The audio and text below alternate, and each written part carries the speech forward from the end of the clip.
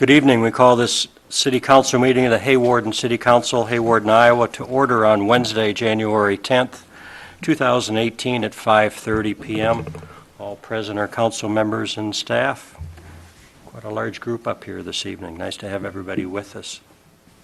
If you wish to address the council, you'll have that opportunity on open business from the community on 1C. We limit conversations with us with 5 minutes per item there, please. First standard agenda item is the approval of the December 13th, 2017 council meeting minutes. Council members, you've had those in your packets. Is there a motion for approval of the December 13th council meeting minutes? So moved. There's been a motion by John. Is there a second? Seconded by Tim. Further questions or clarifications? Hearing none, then, all in favor of the December 13th, 2017 City Council meeting minutes, say aye. Aye. Those opposed? That passes 5-0. Next is the approval of the December 27th and also the January 10th claims for payment. I will start to my right with Tim for questions. No questions. Okay. Travis, any questions? None, thank you. Okay. John? None, thanks. Jen? No questions. Okay. Rob? No questions. Hearing no questions, I'd entertain a motion for the approval of the claims for payment. So moved. And moved by John, seconded by Tim. All in favor then of the claims for payment for December 27th and January 10th, say aye. Aye. Aye. Those opposed? That passes 5-0. Next is open business from the community. Okay, hearing none, we'll move to the mayor's report. Tonight we want to welcome our two new council members, Jen Bergsman and Rob Clucky, to their council chairs. Welcome. Thanks for being with us. Please remember that the city staff are always open to your questions and concerns. So as you're new to the council, we've got a great staff here. So anytime you have questions, feel free to call them or email them. Nice thing we have found is that you get all of the packets on Friday, so that should give you plenty of time Monday and Tuesday to be here on Wednesday to be prepared for the council. We also welcome this evening our new Chief of Police, Corey Utek. Welcome, Corey. As a community, I hope that you will welcome Corey and his family to our community. We look forward to the 99th Hawarden Chamber of Commerce banquet coming up on the 20th. The Hawarden Chamber of Commerce plays a major role in our retail business community and also sponsors many wonderful events throughout the year. With the continued cold weather, please remember any elderly neighbors and your pets to keep everyone safe. Tonight we'll begin the budget process. The city staff are very helpful in putting together the numbers and the future projects for Hawarden. And lastly, as we all begin the new year of 2018, let us all do some random act of kindness for others. These acts are a blessing not only for us, but for those who receive them. We'll move next to council comments. Anything from the council? Quiet group so far. Hopefully the next group's not quiet because we're moved to staff reports. And we know Pam isn't quiet. Anything from Nothing. Pam? We have some guests in the house, don't we? Aren't they doing a little work with our... They're done, just one day. Wow. Yep. Fabulous. Amazing, isn't it? Good. Any from the utility guys? I have one item. We had a series of events happen in the Midwest. Started December 29th last year to our natural gas supply. A compressor station on a large volume gas line failed on northern border. It's one of the lines that comes to the United States from Canada, and pressure dropped on the system. This line is a 48-inch, 1,400-pound line, and they started losing pressure during our record cold time there. This line feeds a good share of the Midwest. It includes Minneapolis and Chicago and us. Gas was then rerouted from the south, but with the extreme cold extending south into the well fields, these wells began to freeze off. We then had to take gas from suppliers that are only used in such an emergency on our system. And the pricing on those 3 days Prior to that, it was about $3.50 on an average per MCF, and it went to $45, I believe it was, on those 3 days. So we ran it on an average bill, and it'll be about $60 to $100 higher for a January billing. And I just wanted to make you aware of that, and we will be working with our customers to mitigate that. So they did let us know that the critical days was lifted. It started on the 29th and went through the 6th. So until they got their compressor station up and running again. There's such a pressure differential when it gets that cold down south. Normally it would not have been a problem, but it started freezing wellheads off. So that's all the news I have. Thanks. Thanks for no more news, I think. You're welcome. Oofta. If you would like to look at any of the correspondence or that I had with Northern, I have some of that here tonight too, so it's kind of interesting. Yes, it is. Thankfully, it's been lifted. Yeah. Gary? My big news is working with Mike, I guess, and working towards the transition. And we spent some time. It's kind of an interesting time because we're working on audit for fiscal year 2017 and the budget for fiscal year 2019, and still trying to operate on fiscal year 2018. So it's kind of a learning curve for as we're going through it, and Mike's doing a great job. It's just it's our plan to spend some time together, getting to develop some relationships that he'll need to have in the future.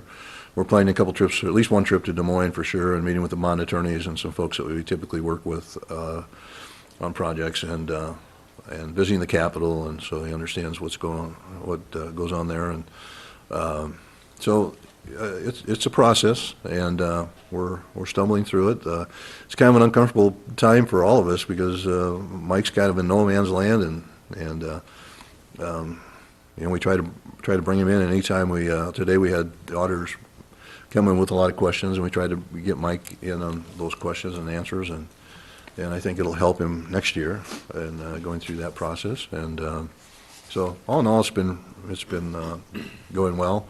Mike can speak when it gets to his turn. He can speak about what he and Corey have been doing, and very much the same type of things, I guess. So that's about all I have. Great, thanks, Gary. Anything from Mr. Pickner? No, I don't have anything. All right, thanks. Thanks for nothing, so to speak. Mike? Much as Gary has said, spent the last couple of days working with Corey, and Corey obviously has the experience and the knowledge to do many of the things that we need to do. Got him hooked up on some of the software for the state and things like that, and so he's been great to work with, and just kind of look forward to him in that role for a long time in the future. So Great, thank you very much. Corey, give us a little glimpse of yourself and your family, if you would. Sure. Well, first off, I've had nothing but a bunch of good help from everybody here in the city. Transition's going smoothly, work-wise. Excited to get my wife and two boys up here, and have a little structure, get life going, get the boys into school. They'll start here Tuesday after Martin Luther King Day, and they're excited to get up here. My oldest is going to jump into the basketball team, and at least practice with them now, so he can get acquainted with them. Other than that, we're still looking for some housing. It seems like every day I'm out looking through another home, and I know the right one's going to be there here soon. We'll find it, and everything will be good. But excited to be here. Thanks. Good, thank you. Thanks for being with us. Appreciate it very much. We're moving on to other agenda items, starting with agenda item number 3, hospital update. Jason, please. Good evening.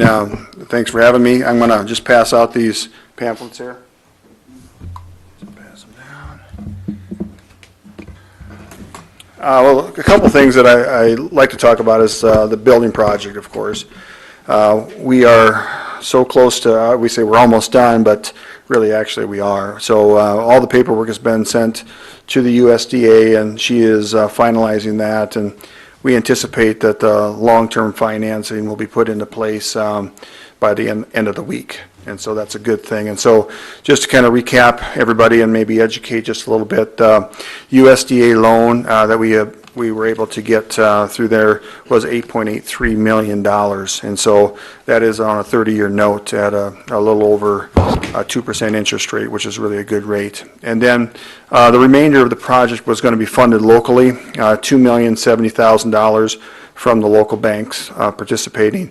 And then we had a budget challenge. The project came in $2.5 million over budget, and so we had to come up with another $750,000 worth of borrowing capacity, plus the philanthropy that we raised of $2.5 million to create the revenue or the money to cover the building project.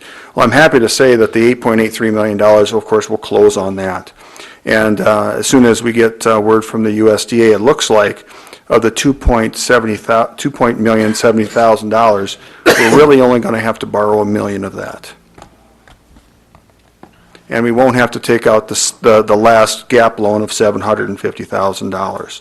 So really, the project came in really good. And so a $13 million project, we're going to be borrowing about $9 million on the thing. So that's a really good thing. In addition to, we were able to absorb the 3D mammography too in that project. So I think we were able to tighten our belts as tight as we could and really came out decent on that project. So I'll have more detail next time I come with the audit and some very definite numbers, because we'll have the USDA long-term financing and all the other long-term financing done, and I'll have real numbers for you. But that's where it's looking at right now, so that's a good outcome for a nice building that we have there. The other pamphlet that is being circulated is our new project that's starting January 15th. It's called Senior Life Solutions. We've been talking with this company for about 3 years about bringing a group therapy into our organization to help with transitions of life. So if mom lost dad and they're struggling, or if they're going into assisted living and they're struggling with that, or they've just been diagnosed with a terminal illness and they're struggling with that information and how to really work through that and move through different avenues in their life. It's a program for those types of situations. We did purchase a vehicle, a van, to help with transportation of people that are maybe homebound or do not have the transportation to get into the therapy sessions. And so we have therapy on Monday, Wednesdays, and Fridays. And we have Dr. Dean out of Sioux City. He's a psychiatrist, and he'll be coming up twice a month to see patients. And then we also have hired a therapist to be meeting with these patients on Monday, Wednesdays, and Fridays. And so it's a great addition to our organization, and it hits a huge need in our population that we serve. And so it's a great program that we're just kicking off on January 15th. We have to have at least 3 individuals enrolled in the program, and right now it looks like we have 4. And so we get to kick off the program on the 15th. So that's a great addition to our services. And we weren't able to do it because we didn't have the space. And now that we have the new facility and we remodeled some of the lower facility, we were able to fit that program in. So, any questions?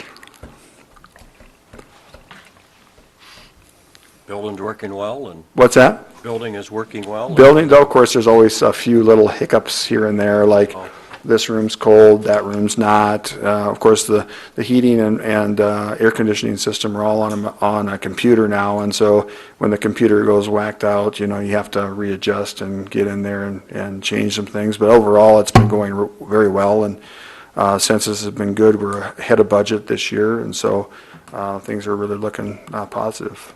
Good. Any questions for Jason from council? Good. Again, we appreciate the updates here. You bet. Thanks for you your very time. much. Good luck with that new program. Yep, thanks.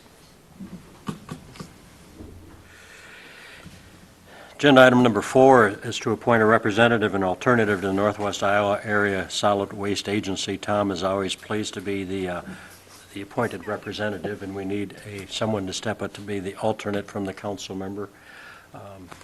Any takers with that? Not that you'll have to go to a meeting. Obviously, the meetings are generally when we're here, like Tonight, Yeah, so not convenient for our, usually when we're doing the utility budgets. right, It's not their convenient annual for us, meeting. so. Anyone wish to be the alternate? Tim, you want to step up and be the alternate for us? Sure. Great. Thank you very much. So we will appoint Tom as the representative and Tim as the alternate to the Northwest Iowa Area Solid Waste Agency. Thank you very much. I'd like to continue with the mayoral appointments as Travis as Mayor Pro Tem and Tim as Chamber Board and Economic Development with John. Just as with, didn't want to start out with the new members just to get you acclimated to the council first of all, so don't be offended that I didn't ask you. So I appreciate their efforts in being in those appointments. Move on then to the approve the mayoral appointment of Mr. Corey Utek as the police chief. Obviously, he's with us today. It takes the approval of my appointment, takes the approval of the council. So I would entertain a motion to approve the mayoral appointment of Mr. Corey Utek as the police chief of Hawarden, Iowa. So moved. Been moved by Travis. Is there a second by Tim? All in favor of that appointment, say aye. Aye. Those opposed? Good. We'll next now have the oath of office for Corey, please.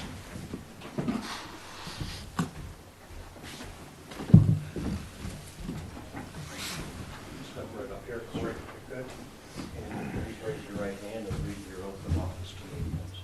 I, Corey Utek, being duly sworn on oath, do say that I will support the Constitution of the United States and the state of Iowa, and that I will faithfully and impartially discharge the duties of Chief of Police according to the law and ordinances of the city of Hawarden to the best of my abilities. So help me God. Welcome to the city of Hawarden. Thank you, sir. Thank all of you. Come right over and have you sign that.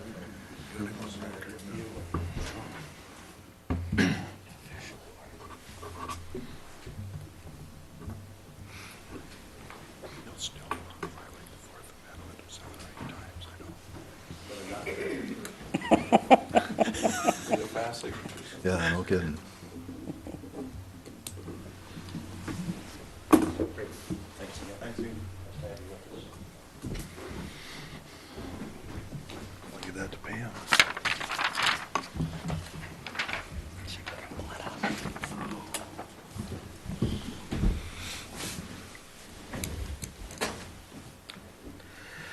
Agenda item number 7 would be a resolution number 2018-01. This resolution proposing to vacate the alley and thereafter sell the vacated alley to Marvin Lyle Caskey, directing publication of notice and setting date of hearing on proposal. Gary, would you give us some background with that, please? Yeah, I can sure attempt. If you look at the, we did put an aerial photo in your packet, and as you can see, over the years, which is very typical in Hawarden, buildings were built on alleys or on existing right-of-ways. In this case, there are 2 buildings on a right-of-way. And in order to clear it up, and in order for Lyle and Marv to get clear title to be able to, at some point, sell that property, which they're looking at doing in the near future, we need to, they've asked that we vacate that alley, and as always, Tom and I sit down, and Tom found that there's no need for us to maintain or keep it from a utilities standpoint, and so there's really no detriment to the city in doing so. In the past, ever since I've been here at least, we've sold all these properties for 42 cents a square foot. That's been the going price, and so that's what we used for a figure for the entire alley that they're wanting to purchase. Also, they, if you remember correctly, if you only own one side of the alley, you have to get the permission of the property owner on the other side of the alley in order to purchase it, or else they have the ability to get half of the alley. In this case, they own both sides of the alley in the entire distance, so that's not an issue. So, I don't know, Jim, do you have anything else to add that you can think of? Not really. It clears up some problems that we've had, and like I said, we've been on 42 cents for a long time. we could look at alternatives on whether that needs to be updated, but I don't think it does. The only way I can see to avoid maybe having an appraiser or something come in every time, we could look at the prices of the properties they have the buildings on, but like this one in particular, if you run off to the west, I mean, the per square foot on that is gonna be very, very inexpensive. So, I mean, I think 42 cents is fair, and they're happy with it, so. Yeah, I think so too. So moved. It's been a motion by Travis. Is there a second to resolution number 2018-01? Second. Seconded by John.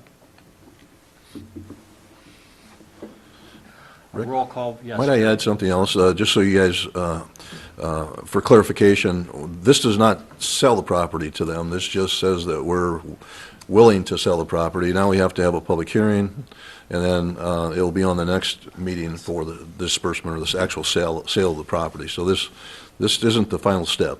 It's just part of the process, so sorry about that. Nope, that's fine. Roll call vote then for resolution 2018-01, please. Kurth. Aye. Olson. Aye. Feldhacker. Aye. Clucky. Aye. Bergsma. Aye. On a 5-0 roll call vote, resolution 2018-01 passes.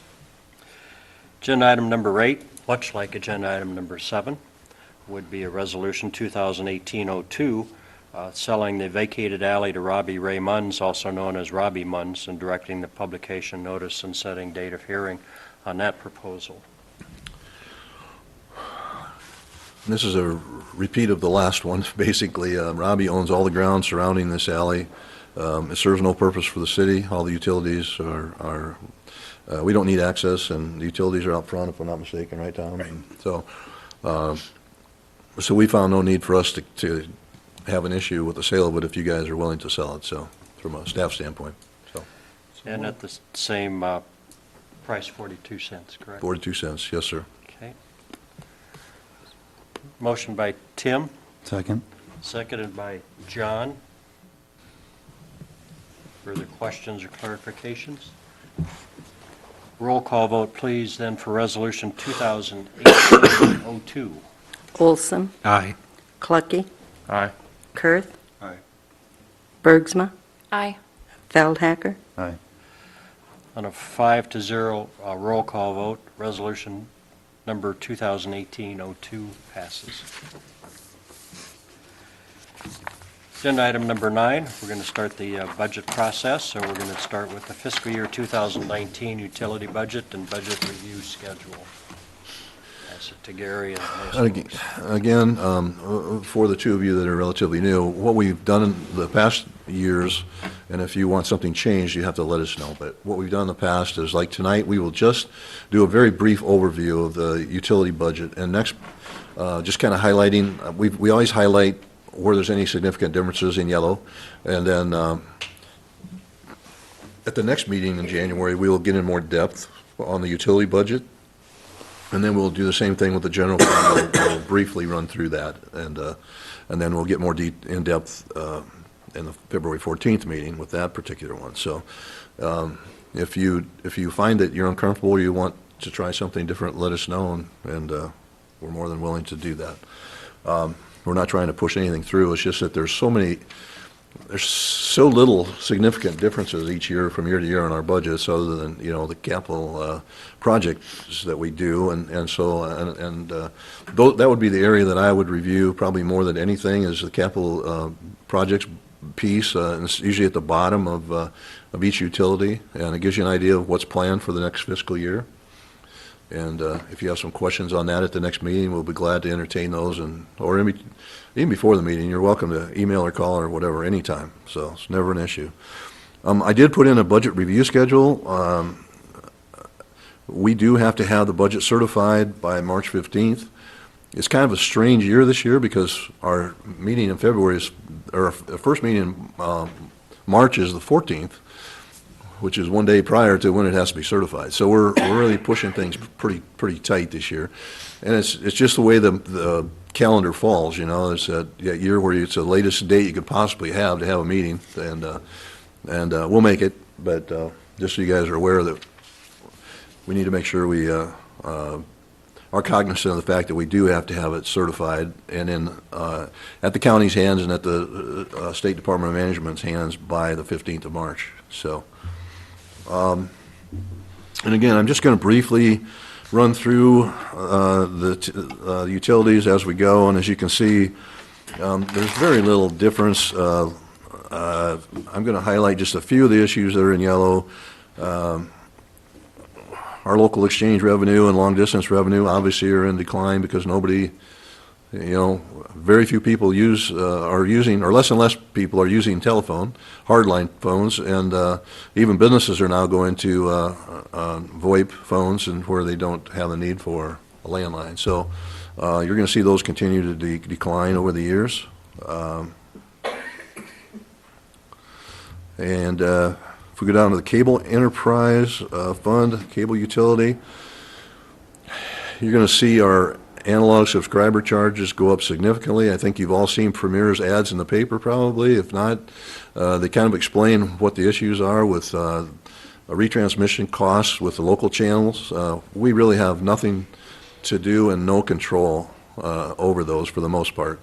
And so they're going up significantly again, and will go up every year for the next 3 years again. So, we're going to, you're just going to have to raise rates to keep up with it. That's the only option we have. It's nothing that we're doing. It's a pass-through that we just can't absorb it. We have to pass it along, in my opinion at least. But anyway, that's what you're going to see at the analog charges. Internet revenues continue to go up. We see more and more internet usage and more bandwidth requirements, and people are willing to pay a little bit more for higher bandwidth speeds, and so in turn that revenue will continue to increase when cable decreases. Programming costs, like I said, our normal NCTC programs, which is about 95% of all of our programming, really has only gone up about $2,000 a month, pretty insignificant.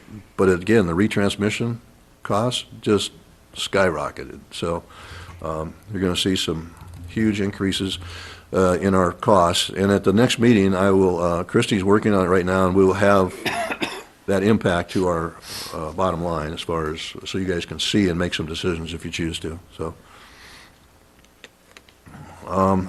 water utility, we did increase rates last year, and so you see a little bump in residential sales. Capital outlay projects, you'll see them listed below. And if you have questions, Tom, you can sit down with Tom and he can explain those to you in more depth, what they really, some of the terminology sometimes is a little out there. So transfers into the plant fund, we've done away with, you'll see this, we used to have a plant fund and an operating fund in all of these accounts. We've done away with the plant fund, and we've created one account for each utility. So instead of having a plant fund and an operating fund, we have a fund. So you'll see the plant fund will go down to zero on all the utilities because that money is incorporated into the actual utility fund or enterprise fund for that specific utility. So capital outlay projects, same thing with wastewater. Look through those, and if you have some questions. Gas, same thing. It's really a capital outlay is the big kicker in the budget. Everything else is pretty much the same. Electric utilities as well. Little increase in miscellaneous expense, but really pretty insignificant when you consider it's a $2.5 billion budget. $2,000 isn't very much money, but in the scheme of things. But you'll see some changes in our purchase power. It's because we used to be with MB Mecca, and now we went to SPP, which before we didn't have a transmission charge. With SPP, we have to pay a transmission charge. So we've reduced the purchase power cost and the supplemental power cost, but then it increases the transmission charge. The net result is about the same. Am I right, Tom? Correct. Yeah, okay. Yes. And again, transfers out, we won't know what those are going to be until we work on the general fund. And hopefully it won't be huge, but one never knows. Revolving loan funds, we have a revolving loan fund in our electric utility, and it does show that we have a significant balance to, and that's available to local businesses that may want to expand or start something new. There's an application process, and I would encourage businesses to look at that as an opportunity. Solid waste, virtually no change, and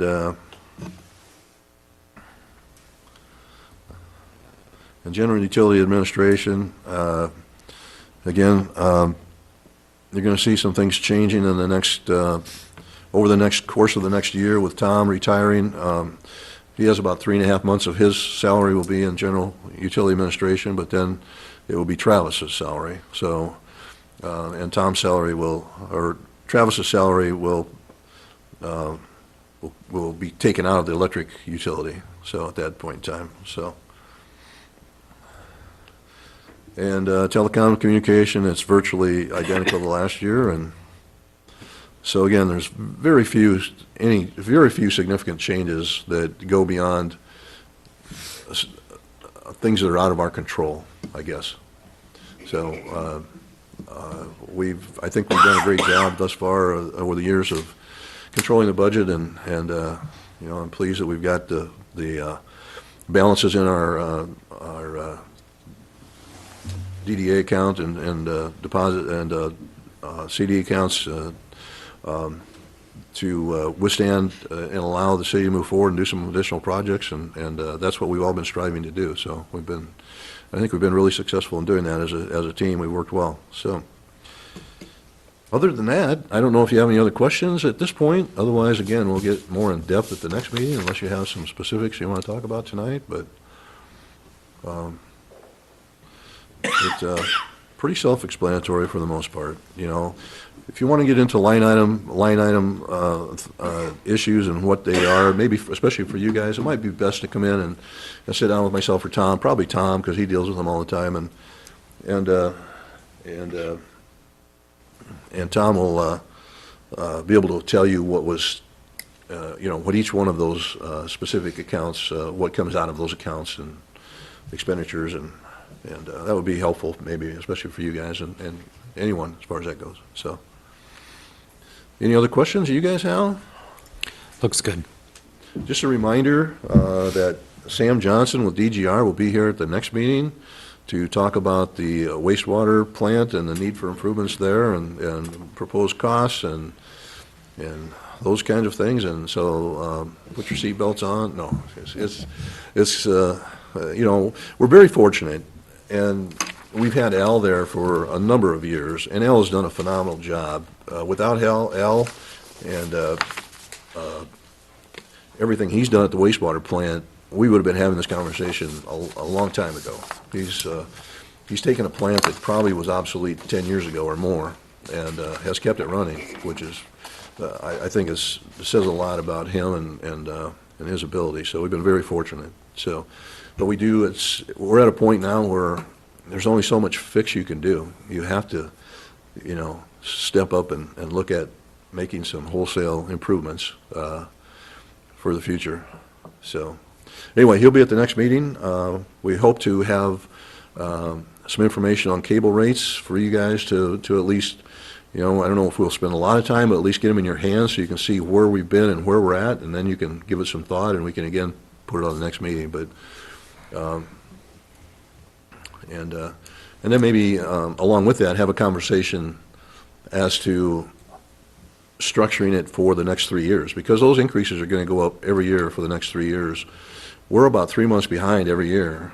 So, you know, as we do this, maybe you want to look at passing something that would be effective now, and then also an increase that would be, we already know what those rates are going to be.